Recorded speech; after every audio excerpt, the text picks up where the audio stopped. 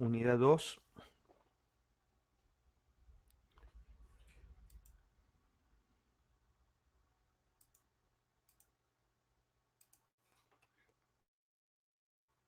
Bien, ponemos a grabar.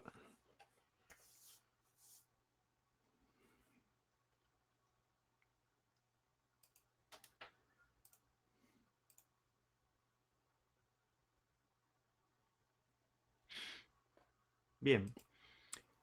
El último método en el que vamos a ver aplicación en planilla de cálculo, es decir, que esto va a entrar en la parte práctica, cuando se tome parcial práctico, es el método de la secante.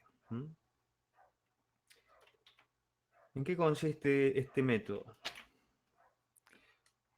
En reemplazar la derivada primera analítica que está presente en el método de Newton-Raphson, ¿está bien? Por una derivada aproximada a través de una diferencia finita. Este método se usaba mucho cuando la única forma de calcular la derivada primera analítica era de manera manual. Entonces se dificultaba para eh, casos en los que no era sencillo calcular precisamente esa derivada. Entonces, lo que hacemos es, en vez de calcular la derivada analítica en el punto xy, utilizamos ese punto y un punto a la derecha, que acá la nomenclatura va a ser no i más 1, sino i menos 1, el subíndice, de manera que la actualización del x raíz tenga un índice creciente, simplemente por eso. Entonces utilizamos dos puntos iniciales y evaluamos la función en esos dos puntos. Estos dos puntos iniciales, xy y xy menos 1, pueden estar de un lado de la raíz, en este caso están a la derecha, pueden comprender a la raíz o estar del lado izquierdo, eso es indistinto. El método funciona eh, de igual manera. A través de esos dos puntos trazamos la línea secante y la intersección de esa secante con el eje de las x da la aproximación de la raíz por el método de la secante. Luego lo que se hace es, en la siguiente iteración, evaluar nuevamente el valor de la función en el punto donde se calculó la raíz y se traza nuevamente la secante. Es decir, a ver si puedo utilizar algo aquí.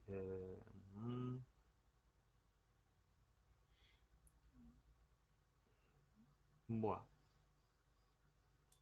Vamos a hacer acá. Es decir, que en la iteración primera, este es el resultado de la raíz. En la siguiente iteración, evaluamos el valor de la función, ¿está bien? En x más 1 y trazamos una secante que pase por estos dos nuevos puntos, por xy y xy más 1, que ahora serán renombrados, es decir, que en la siguiente iteración el valor de xy menos 1 no se utiliza más, este punto, y se utilizan xy como el nuevo xy menos 1. Es decir, que este, en la siguiente iteración,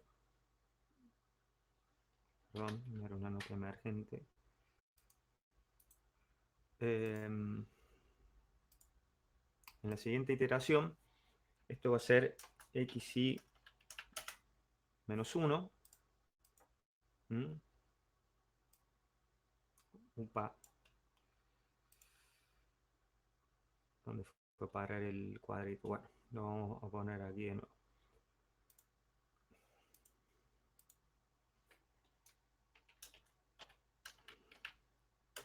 Xy menos 1.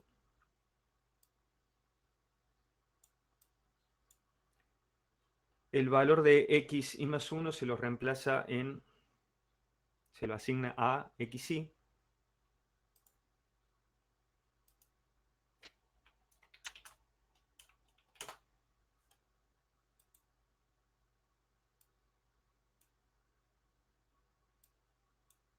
¿Está bien? Ven acá. Y bueno, trazamos la secante por estos dos puntos. Si no me tiembla mucho el pulso,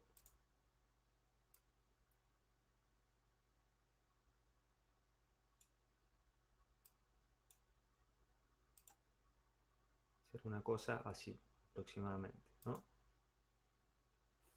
Es decir, que esta intersección aquí va a ser el nuevo valor de xy más 1.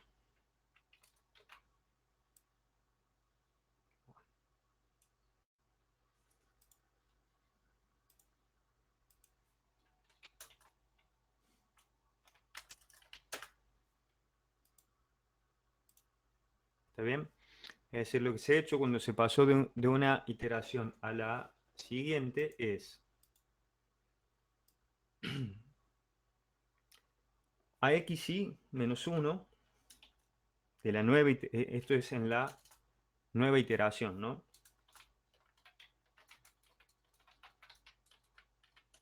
En la nueva iteración, a xy menos 1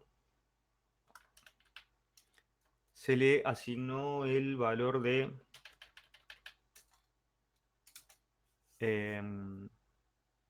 xy de la iteración anterior. ¿Mm? Es decir, el nuevo valor de xy menos 1 es el punto que está aquí, que era el xy anterior.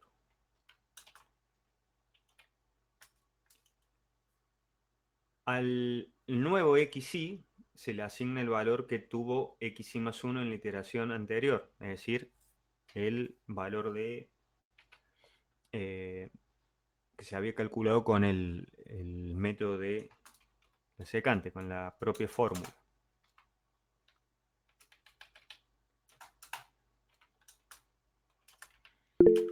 Mientras que queda por obtener, a través de la fórmula de iteración de punto fijo en la iteración actual, el valor de xy más 1. Y esto va calculado con la fórmula de la secante. ¿Está bien? Es decir, que esta asignación se hace siempre de esta forma. ¿Mm? Entonces, en la iteración actual tenemos los nuevos dos puntos disponibles, xy-1 y xy, necesarios para poder calcular a través de la fórmula de la secante xy más 1. ¿Cómo calculamos esa fórmula? Si recuerdan, en el método de regula falsa o falsa posición,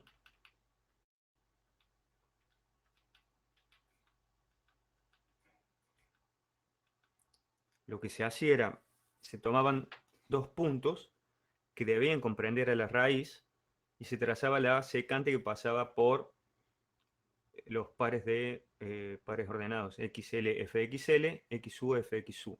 Esto lo pueden tomar como que el xu es el xy menos 1 y el xl es el xy en el método de la secante. Es decir, que esto también es una secante, obviamente. Lo que pasa es que en el método de la falsa posición es obligatorio que uno de los puntos esté a la izquierda de la raíz y el otro a la derecha. Es decir, que ese es, el segmento que forman esos dos puntos comprenden en la raíz. En el caso del método de la secante, se puede dar el caso que inicialmente se tome esto y en la primera iteración va a dar el mismo resultado que en el método de la falsa posición, o se pueden tomar de un lado o del otro de la raíz. En el caso que se tomaran como puntos iniciales los mismos que se toman con el método de la falsa posición, la primera iteración va a dar el mismo resultado, pero luego el algoritmo cambia, porque en el método de la falsa posición tenemos la estructura de decisión que descarta el subintervalo donde no está la raíz y sigue trabajando con el subintervalo, perdón, donde no está la raíz, aquí, y sigue trabajando con el subintervalo donde está la raíz, donde hay cambio de signo. Mientras que en el caso del método de la secante, no se tiene en cuenta el cambio de signo, sino que siempre se hace la misma asignación cuando se pasa de una iteración a la siguiente. Es decir, el nuevo xy menos 1 toma el valor del xy anterior y el nuevo xy toma el valor del xy más 1 anterior. Y xy más 1 se calcula con la fórmula del método. Es decir que, voy a escribir aquí la fórmula de iteración de punto fijo. Esta fórmula de la secante no es otra cosa que la intersección de la recta secante con el eje de las x. Lo mismo que pasó con el método de la falsa posición. Es decir, que la fórmula del método es la misma. Lo que cambia es la nomenclatura, porque acá ya no llamamos xl y xu y xr, sino que respectivamente llamamos xy menos 1, xy y xy más 1. La fórmula de la falsa posición es xr, que acá le vamos a llamar xy más 1, es igual al x que está a la izquierda, xl, aquí ese xl es reemplazado por xy, menos, aquí abrimos el paréntesis, y en el numerador va f de xy, anteriormente era f de xl, multiplicado por la diferencia entre xl y xu. Aquí se han reemplazado por xy menos 1 y xy.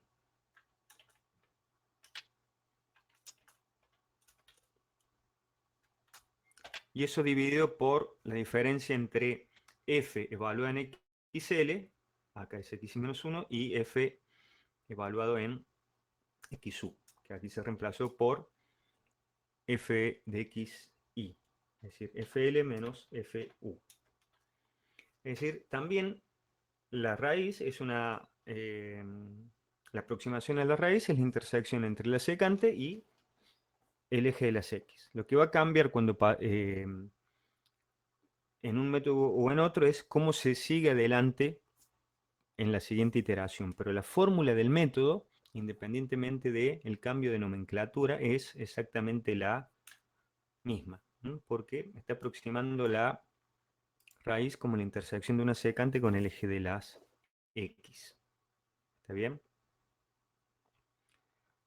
Podemos ver aquí algunas animaciones que están disponibles en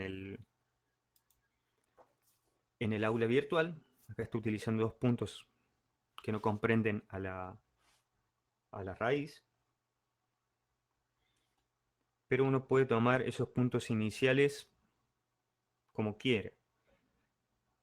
Generalmente lo que se hace es tomarlo lo más cercano a la raíz, pero tiene la libertad de tomarlos a la derecha, a la izquierda de la raíz o comprendiendo a la raíz. Eso es indistinto, ¿no?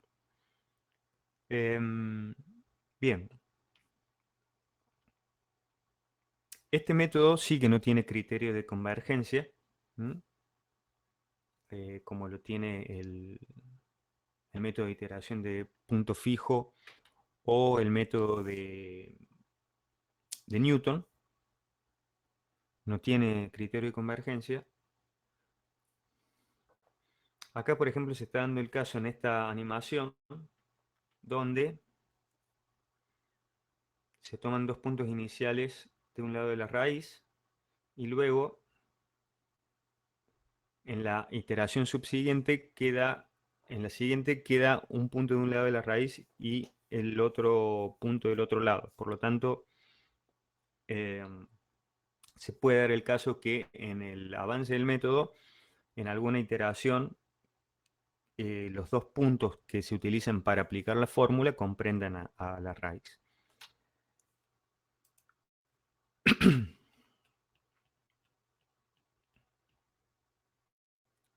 Bien. El método el método de la secante, debido a que reemplaza la derivada primera por una diferencia finita, no es tan eficiente como el método de Newton, pero sí lo es mucho más que el método de la falsa posición. Y el hecho de que no tenga un criterio de convergencia hace que no se puede a priori saber si con los puntos iniciales va a converger o no a la raíz. Entonces, es una cuestión de prueba y error. Entonces, como norma se utiliza la indicación de que los puntos elegidos estén lo más cercano posible a la raíz. Y acá algo de lo que hablaba hace un rato, la diferencia entre el método de la falsa posición y la secante.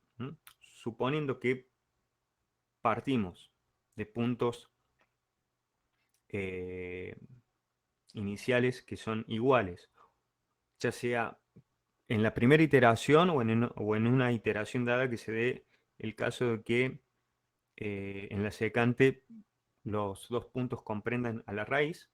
Como la fórmula es la misma, la intersección de la secante con el eje X, gráficamente vemos que esto es lo que acontece. Ahora, ¿qué sucede en la siguiente iteración? En el método de la falsa posición, debo descartar el subintervalo donde no está la raíz, es decir, el que va desde XR hasta XU, que en el método de la falsa posición se denomina XI más 1, XI. ¿Estamos? Y descartamos esto, reasignamos XR como XU, calculamos F y trazamos la secante de nuevo entre estos dos puntos. Mientras que en el método de la secante, la reasignación, a ver si la puedo copiar aquí, se hace siempre de la misma manera. No sé si esto lo puedo copiar. La reasignación se hace siempre de la misma manera.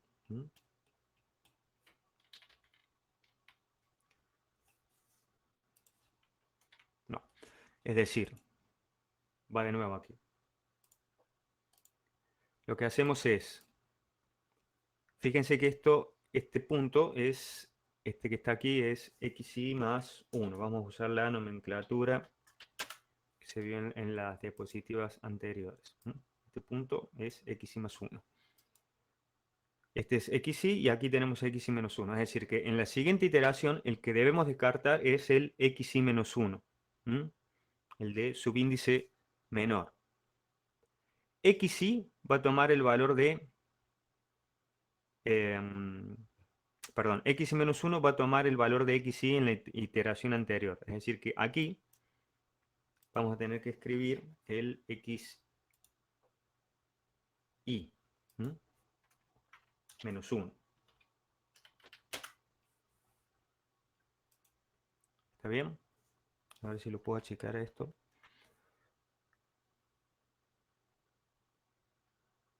Es decir, que lo que se ha hecho es el valor de xy se asignó a xy menos 1, como hicimos hace un rato. Y el valor de xy más 1 se va a asignar a xy. El valor de xy más 1 se va a asignar a xy.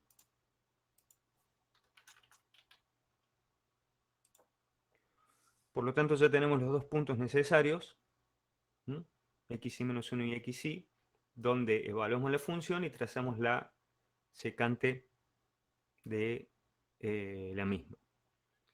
Y la nueva intersección con el eje de las x será la nueva aproximación a la raíz. Entonces pueden ver de aquí que de una iteración a la otra, los dos puntos necesarios para aplicar el método ya no comprenden a la raíz. ¿Está bien? Pero ¿qué va a pasar en la subsiguiente?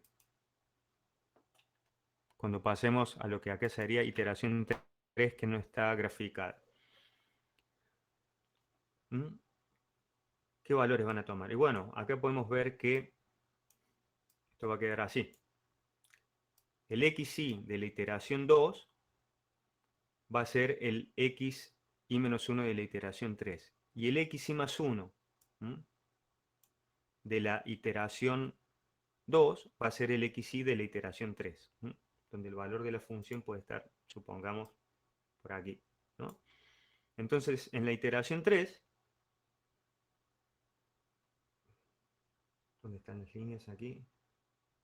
En la iteración 3 quedan de nuevo un punto de un lado de la raíz y el otro del otro lado, ¿no? Trazamos la secante.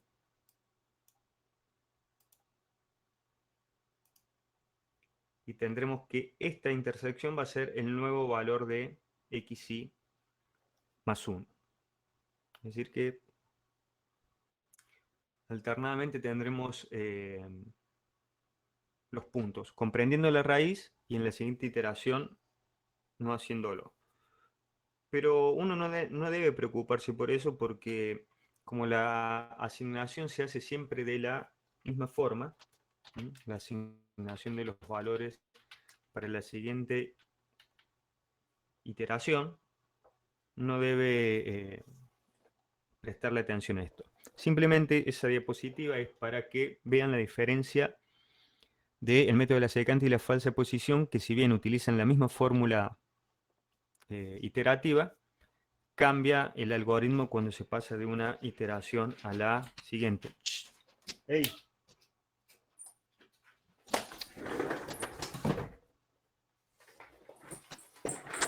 Disculpen, la gata que anda rompiendo el mobiliario. Bien. Seguimos entonces. ¿Alguna duda con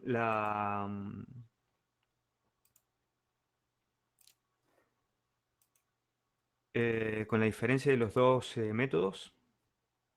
¿O, o sigo adelante? Y hacemos el ejemplo de que vimos recién, pero aplicando el método de la secante. ¿Dudas? Bien, seguimos adelante entonces. Bueno,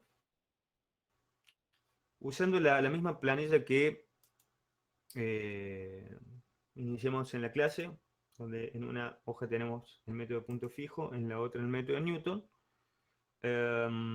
Lo que vamos a hacer acá es, voy a copiar el encabezado nomás a otra hoja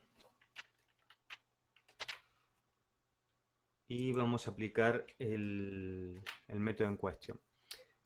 Para que haya una nomenclatura más simple, en vez de utilizar xy menos 1, xy y xy más 1, lo podemos reemplazar, y así lo vamos a ver en el algoritmo, por x0, x1 y x2 respectivamente. Es mucho más sintético esto y se lee de manera más clara que lo anterior, ¿no?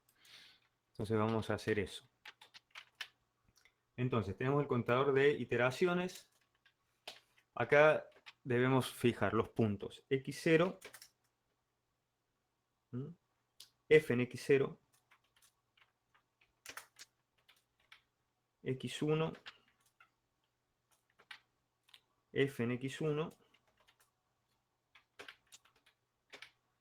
y x2 surgirá de la aplicación del método. Así que en esta columna, la de x2, se escribe la fórmula del método. Y debemos tener una columna para la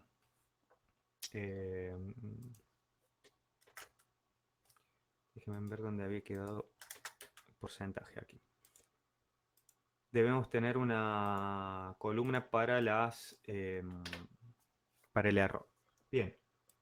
Entonces, esto lo vamos a cambiar por iteración 1. ¿Por qué? Porque al final de esta fila tendremos el resultado de x2 dado con el método de la secante, es decir, el resultado de la primera iteración. Bien, vamos a usar como puntos iniciales los que nos indica el ejemplo. Utilicen como puntos iniciales 0 y 1. Puntos iniciales 0, 1. Y lo que escribimos aquí es la fórmula de la función f de x, que era e a la menos x menos x. ¿Estamos? e a la menos x0 menos x0. Y podemos copiar esto y por ubicaciones relativas va a tomar el valor de x1 aquí. ¿Qué viene ahora? La fórmula del método de la secante. Es decir, que x más 1 va a ser igual a xy. Bueno, como dije, a ver, lo voy a escribir acá si no se arma tanto lío. Xy menos 1 lo vamos a llamar x0. Xy lo vamos a llamar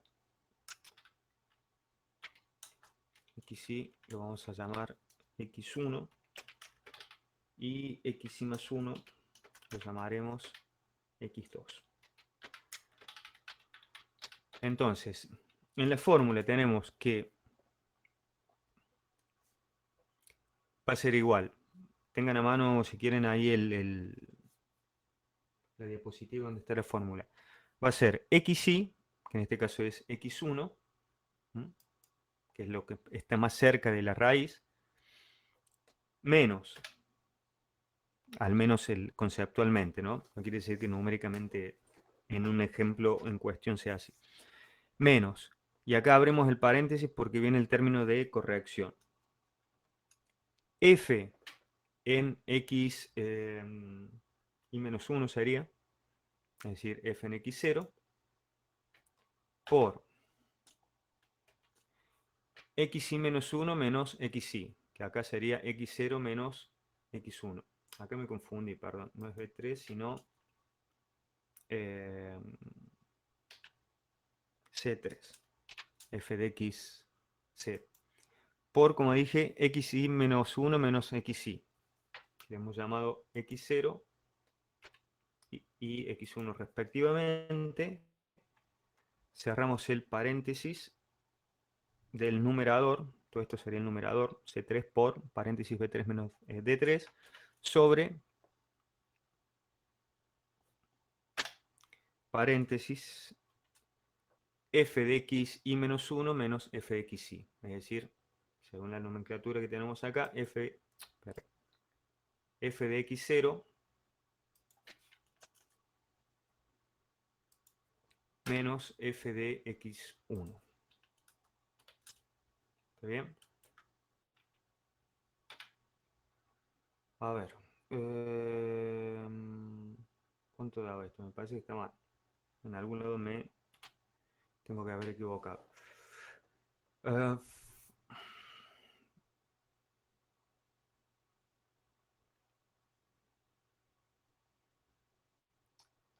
X y menos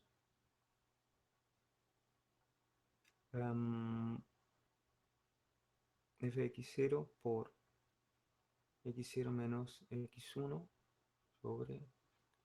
A ver, veremos. Ya chequeo si está bien esto o no. Bien. ¿Cómo se hace la reasignación?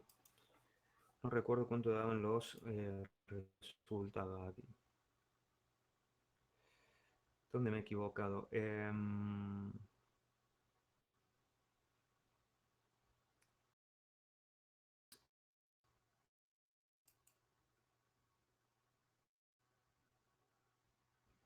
A ver, déjenme ver. F de x1 menos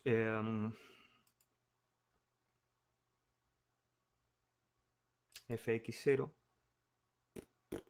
Sí, fx1 menos paréntesis fx0 por x0 menos x1 sobre fx0 menos fx1. Ah, no, aquí está el error.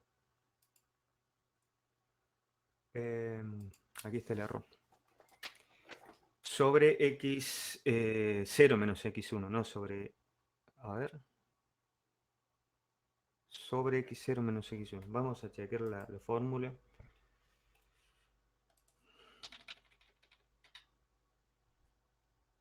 está bien, fx1 menos fx0. Epa, ¿dónde me estoy equivocando? Em, Comencemos de nuevo.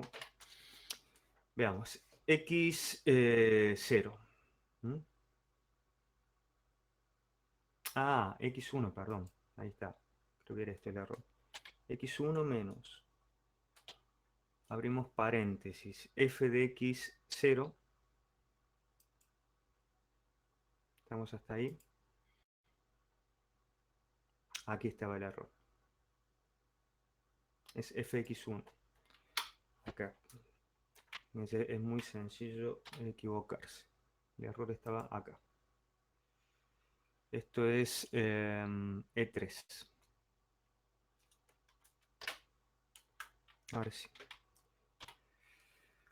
Bien. Esto lo vamos a expresar con más cifras significativas.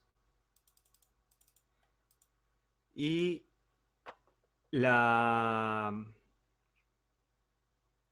diferencia que hay, esta primera columna, suponiendo que, sí, como pueden ver, los valores iniciales de x0 y x1 comprenden a la raíz, es decir, que es el mismo resultado que se obtendría con el método de falsa posición. Lo que cambia ahora es la forma en la que reasignamos los valores para x0 y x1, que en el método de la falsa posición eran xl y xu. Aquí simplemente x0 toma el valor de x1 en la iteración anterior. Es decir, que hacemos referencia a esta celda, mientras que x1 toma el valor de x2 en la iteración anterior, que fue lo calculado con el propio método.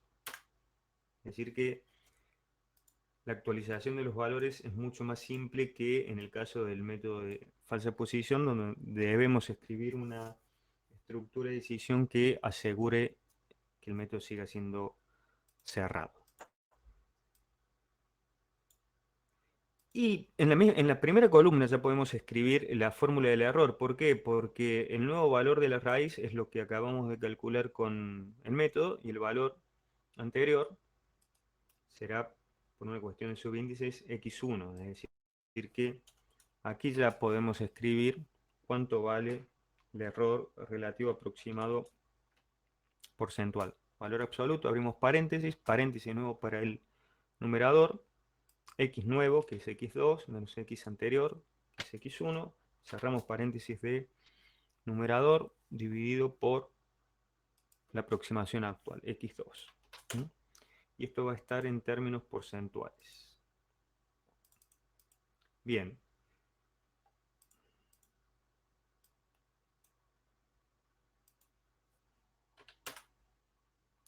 $4 dijimos que es el... perdón, 4% no. 4 es el valor de el número de cifras significativas, es decir, que debemos iterar hasta que esté por debajo de una tolerancia de 5 milésimas. Veamos cuántas iteraciones hacen falta. En el caso del método de punto fijo, utilizo un solo punto, utilizo 0. Hacen falta 20 iteraciones para 4 cifras. En el método de Newton utiliza un único punto inicial el método, y se utilizó 0 y hicieron falta 4 iteraciones para obtener un resultado con 6 cifras. Bien, veamos qué pasa acá en el método de la secante. Podemos ver que con 4 iteraciones llegamos a un valor de error que es 4,7 por 10 a la menos 3, es decir, estamos por debajo de la tolerancia, es decir, que nos hacen falta 4 iteraciones, pero el resultado lo escribimos con 4 cifras, ¿no? Porque se ha alcanzado justo estar por debajo de esta tolerancia, pero todavía estamos por encima de la tolerancia que correspondería a 5 cifras significativas. Es decir, que aquí debemos expresarlo de esta forma. 4 cifras significativas. Entonces, vemos que converge mucho más rápido que el método de punto fijo. Hicieron falta 20 iteraciones para obtener la misma cantidad de cifras significativas, ¿m? Pero lo hace más lentamente que el método de Newton, donde con 4 iteraciones se alcanzaron 6 cifras significativas. ¿M? Es decir que, bueno, si se hace dificultoso el cálculo de la derivada analítica en el método de Newton, es preferible utilizar este método, que si bien no tiene criterio de convergencia, antes que el método de punto fijo. ¿M? Y vemos que en los tres casos, la forma de construir la planilla de cálculo es mucho más simple que cualquiera de los dos métodos cerrados que vimos, porque no hace falta estructura de decisión. ¿M?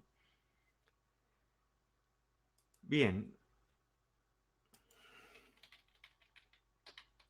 el algoritmo. Bien, ¿qué cambia en el algoritmo respecto de los métodos anteriores? Que se inicializan 2 puntos en lugar de uno. Se define la función f. En el método de punto fijo había que definir g, y en el método de Newton f y la derivada de f. Obviamente que cambia la fórmula del método. Y cómo se hace la reasignación, ¿no? En el caso del método de Newton, se asignaba el valor calculado en la raíz al valor anterior para usarlo nuevamente. Aquí se hace la asignación, se deben hacer dos reasignaciones, ¿no? Porque al inicio de una iteración uno debe contar con x0 y x1. Es decir, primero se asigna x1 a x0, y una vez que se guardó esa información en x0 ya podemos borrar el valor de x1 y que toma el valor de x2. Y tiene que ser en este orden, obviamente, como vieron en informática. Si lo hacen primero asignando este valor y luego este, x1 ya va a tener el valor que le han asignado desde x2. Es decir, primero asignamos x1 en x0, luego x2 en x1. Es decir, que también es bastante sintético el pseudocódigo y se ve reflejado en la planilla de cálculo. Es muy sencilla. Entonces podemos ver que con pocas iteraciones llegamos a una muy buena aproximación también, ¿no?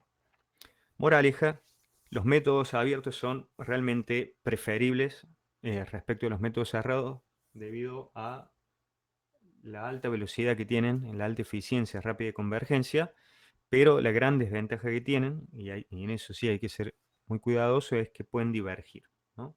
Entonces hay que tener cuidado con eso. Salvado este punto, se los aplica realmente con mucha más asiduidad que los métodos cerrados. Y de los tres métodos abiertos que hemos visto, el método estándar es el método de Newton. Se lo sigue usando mucho actualmente. Bien. ¿Alguna duda hasta aquí con la planilla de cálculo? Divergir significa que iteración tras iteración no converge. Es decir, se aleja la solución, la nueva solución está más lejos de la raíz que la anterior. Y los métodos estos lo que uno quiere es que iteración tras iteración la nueva solución esté más cerca de la solución verdadera de lo que pasaba en la iteración anterior. Sí, aquí gracias a Anabel Mancilla por la corrección. Lo que pasa es que no lo leí cuando lo estaba haciendo. Bien. Entonces, lo que vamos a ver para finalizar los métodos de raíces es ver el concepto de un método, que es el método de Müller. Si bien no lo vamos a realizar en planilla de cálculo, tampoco lo vamos a programar, sí vamos a ver cuál es la idea del algoritmo gráfico y del algoritmo y del pseudocódigo. Uy, perdón.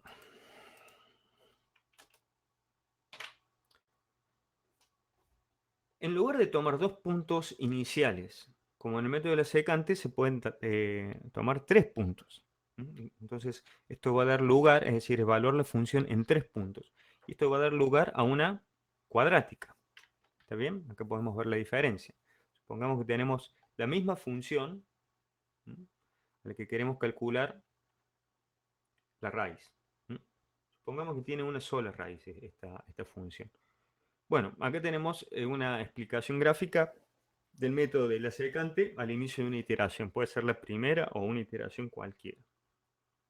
Dos puntos iniciales, evaluamos la función, trazamos la secante y la intersección con el eje de las x es la estimación de la raíz.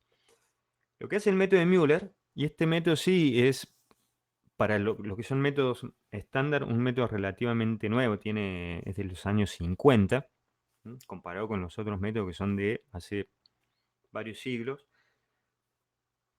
Evalúa la función en tres puntos. X0, acá el punto X1 lo llama X2, y utiliza otro punto, no importa, pueden ser estos mismos puntos y uno adicional o tres puntos diferentes, pero son tres puntos donde se evalúa la función preferentemente cerca de la raíz. Por ahí va a pasar una única parábola. Esa parábola va a intersectar el eje de las x en dos puntos. Un punto que se ve aquí, el que está más cercano a la raíz, y otro punto. En el caso de que las raíces sean reales. ¿Estamos? Lo que se va a hacer es que la aproximación a la raíz va a ser este nuevo valor de esta intersección, que le podemos llamar, si quieren, x3. Es decir, que este valor, x3, va a ser la nueva aproximación a la raíz. ¿Qué se va a hacer en la siguiente iteración?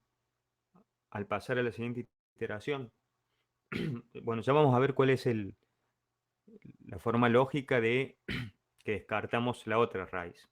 Se descarta la raíz que esté más alejada. Si son complejas conjugadas, aquella que tenga el valor de mayor módulo. Y en el caso reales también, ¿no? Fíjense que la diferencia entre la raíz verdadera y la aproximada va a ser menor que entre la raíz verdadera y la aproximada por esta rama de la parábola. ¿Está bien? En la siguiente iteración, la reasignación se hace del mismo modo que en el método de la secante, pero con la diferencia que hay un punto adicional. Es decir, que en la siguiente iteración descartamos este punto y seguimos trabajando con estos tres puntos. ¿Cómo se van a llamar estos tres puntos en la siguiente iteración? Debemos calcular para x3 el valor de la función, por aquí, y trazar una parábola por estos tres puntos. Este y este nuevo punto. Y debemos haber reasignado los valores de x1, de x0, x1 y x2, y que tomen los valores respectivamente de x1, x2 y x3 de la iteración anterior.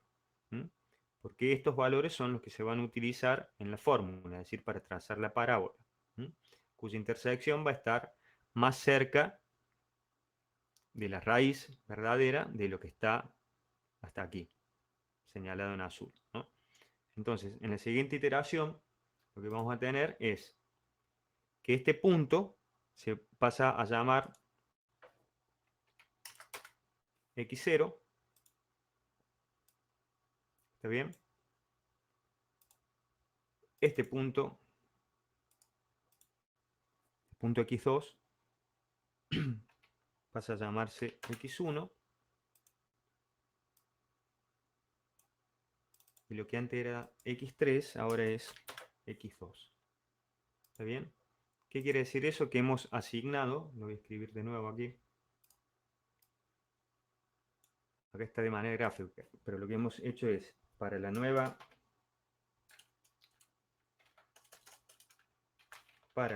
iteración,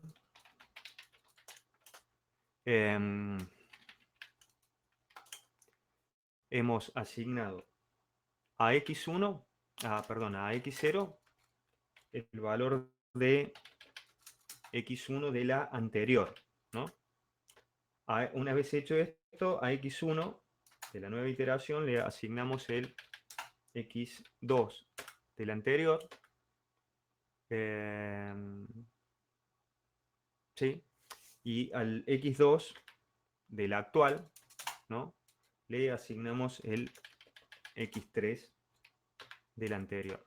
Y el x3 de la iteración actual sale con la fórmula del método de Müller, ¿no? Con la fórmula del propio método. ¿Estamos? Entonces es una extensión.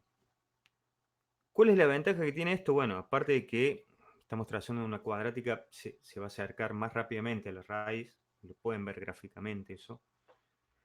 Permite el cálculo de raíces complejas, porque la raíz de una función lineal es una raíz real. Pero en el caso de una parábola, han visto que se pueden dar tres situaciones, que sean reales distintas, una raíz doble o complejas conjugadas. Es decir, que cuando, si bien aquí la gráfica para la explicación del método es con dos raíces reales, puede darse que en el algoritmo, cuando calculen numéricamente, utilizando la fórmula del discriminante, forma de Pascara, que vieron en Introducción a la Matemática o en el ingreso, las raíces sean complejas conjugadas. Entonces, ese es el porqué de este método. Se utilizó mucho a partir de esa época. ¿Mm?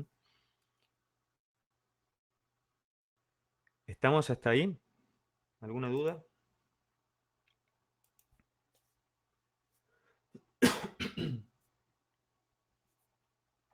Si no hay dudas, vemos el algoritmo. ¿Está bien?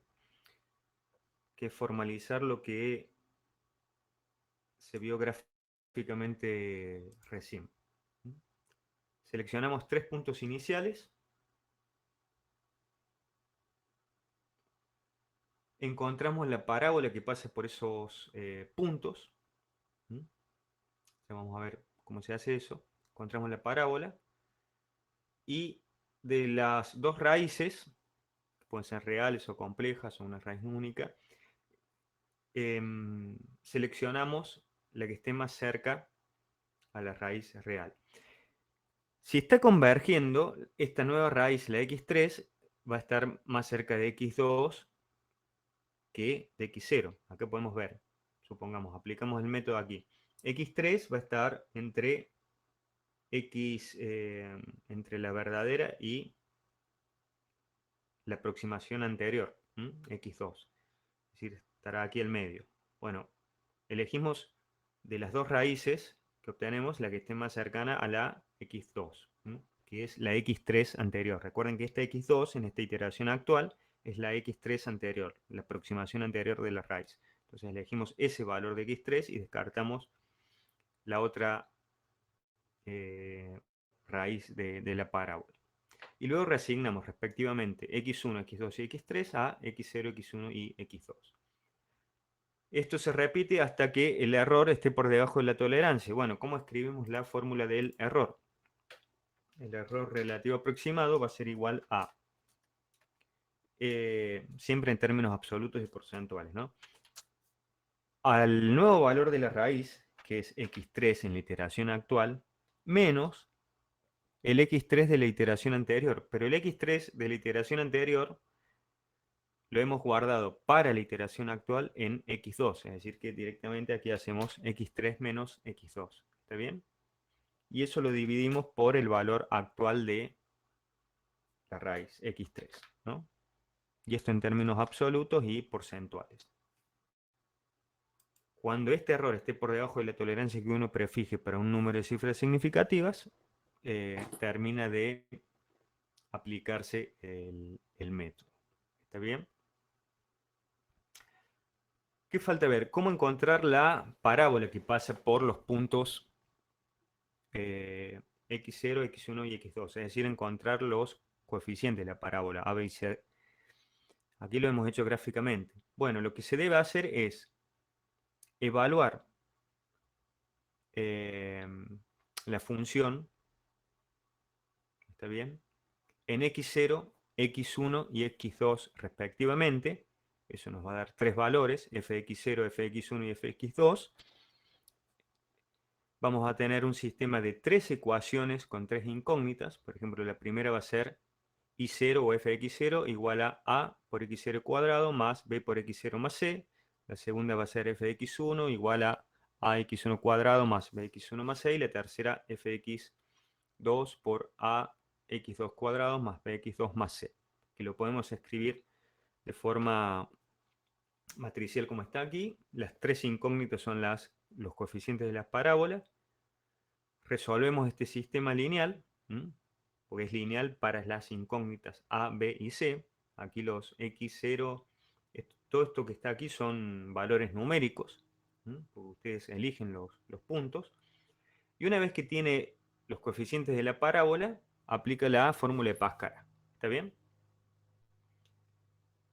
Y acá es donde, desde esta fórmula, puede surgir que tengamos raíces reales diferentes, raíz doble, real, o dependiendo si aquí el resultado discriminante es menor que cero, que tengamos, que esto es imaginario, una raíz, que tengamos raíces complejas conjugadas.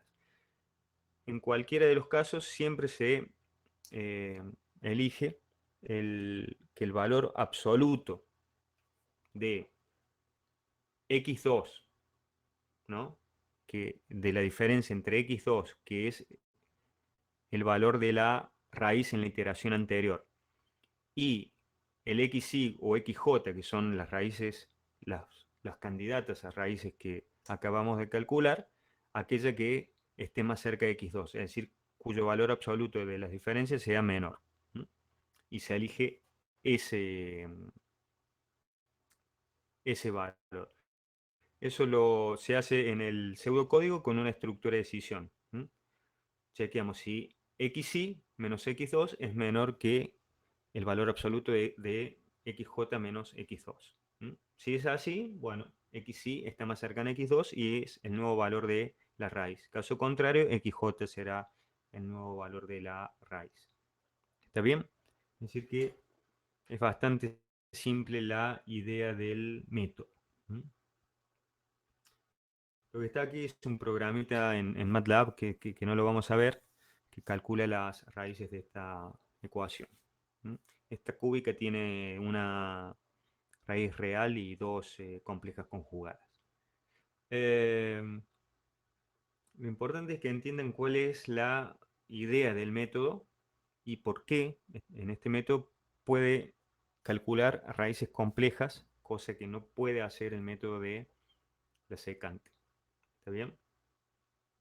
¿Hay alguna duda hasta ahí?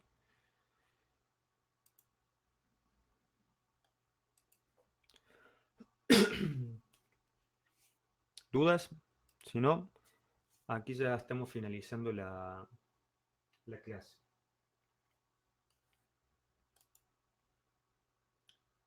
Bien.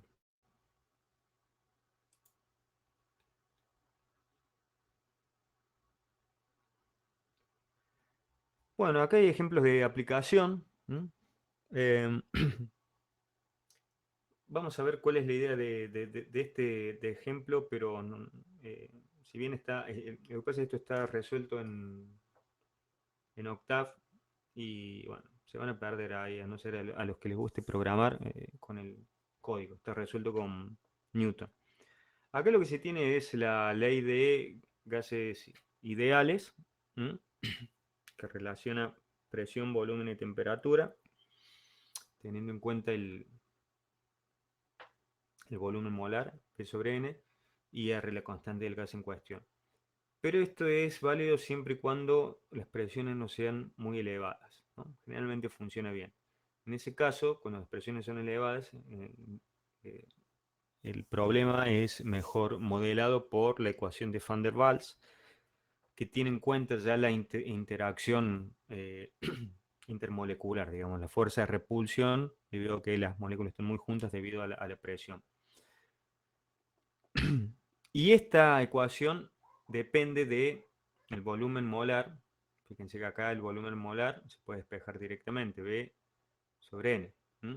Bueno, aquí interviene, por un lado, en el término que multiplica a la presión, pero también aparece aquí multiplicando este término donde está dividido por b cuadrado. Es decir, si uno quiere despejar de aquí explícitamente el valor de B, el valor del volumen molar, B minúscula, ¿m?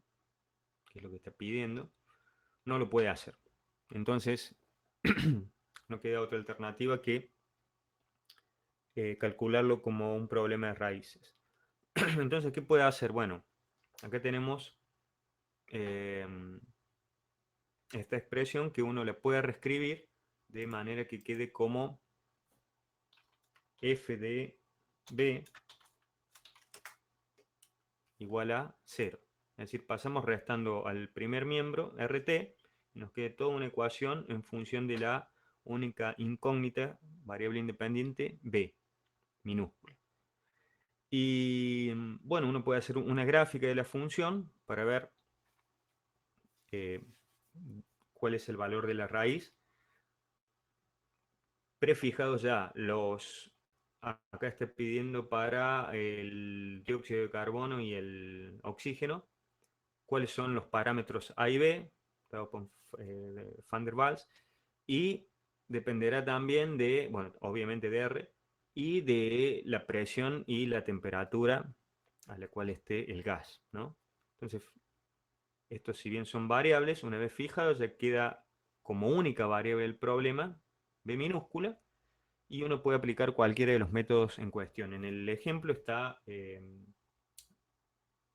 aplica el método de Newton, es decir, tenemos FB, que es lo que está aquí a la izquierda, menos RT, y calcula la derivada primera respecto de B minúscula. ¿Mm? Y con esas dos funciones, función f y función derivada, aplica el método de Newton-Raphson. Aquí lo importante es que vean, porque esto se lo va a evaluar a la identificación de tipo de problemas matemáticos, que vea qué tipo de problema es. Aquí es obvio que como estamos en la unidad de raíces, es un problema de raíces, pero si ustedes le dan un problema de esto, no le dicen qué unidad están, bueno, a ver, identificar qué tipo de problema están teniendo. Aquí la única incógnita es B, no se puede despejar de manera analítica porque es una función no lineal y la ecuación va a ser no lineal, entonces no hay otra alternativa de que el problema sea un problema de raíces. ¿Está bien? Bien. ¿Alguna duda? ¿Quedó alguna duda pendiente? Si no es así, bueno, corto aquí la grabación.